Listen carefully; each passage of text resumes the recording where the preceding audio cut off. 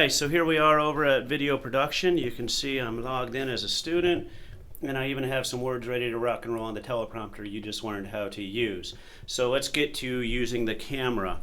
So over here on this side, now again with a partner, usually you'll have one person behind the camera while the other person is in front of the screen reading off of the teleprompter. All right, I'm going to try to zoom in a little bit closer here. All right, certainly we want the camera on. When you turn it on, it makes that little magic noise. And you should see things, make that go away, on the screen here. Kind of hard to see because of the glare.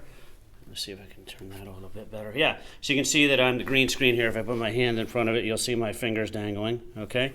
So that should be framed. In fact, in this, you can kind of see that the green screen is not quite taking up the whole frame.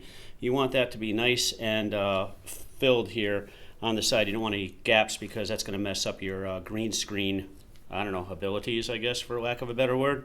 Okay, so we've got the camera on. You should be able to see your partner sitting there at that chair. I know it's kind of off to the side, but it is actually lined up pretty straight in front of this teleprompter hood here.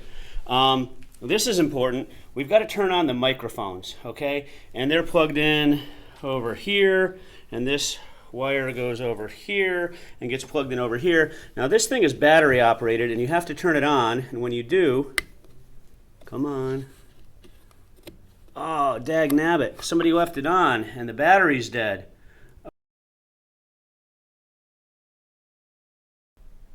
Okay, one quick battery replacement later. There is an on button here. And when you turn it on, you should see that green light. And needless to say, turn it off at the end of the period or else you end up with a dead battery for the next person to use it, like I just demonstrated.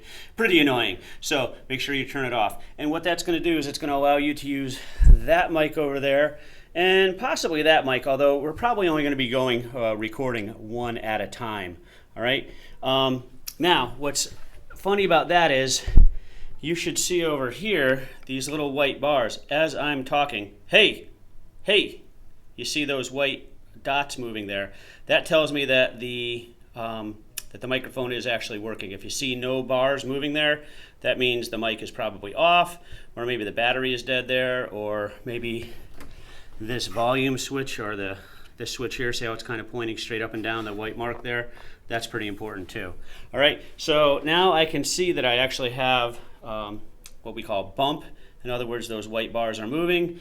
I can tell that what's in front of the camera can be seen, and there's a record button on the side of this camera right here, nothing too fancy. You would push it here and it's going to start recording. I can tell it's recording because there's a little red dot there. Okay, there's also some numbers ticking off, which is pretty cool. Let you know how long the track is. So I would be recording here. I'll just walk in front of the camera, come on this side.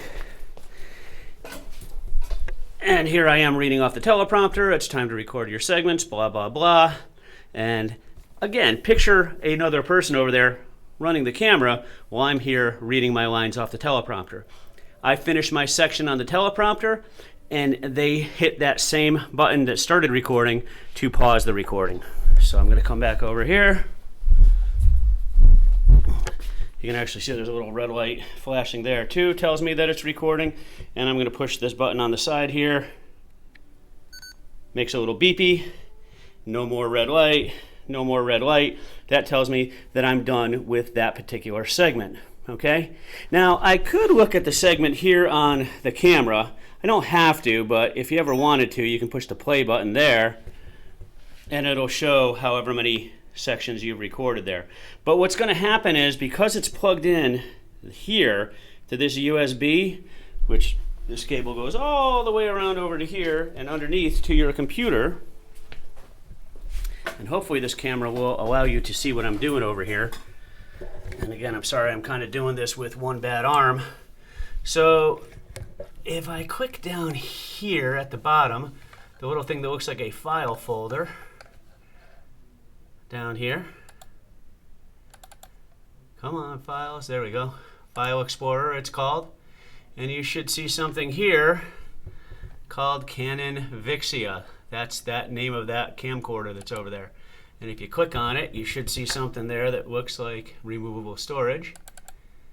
kind of like a flash drive, if you ever used a flash drive or an SD card, but it's built into that camera, which is actually pretty convenient, and then we cabled it right into this computer that you work at.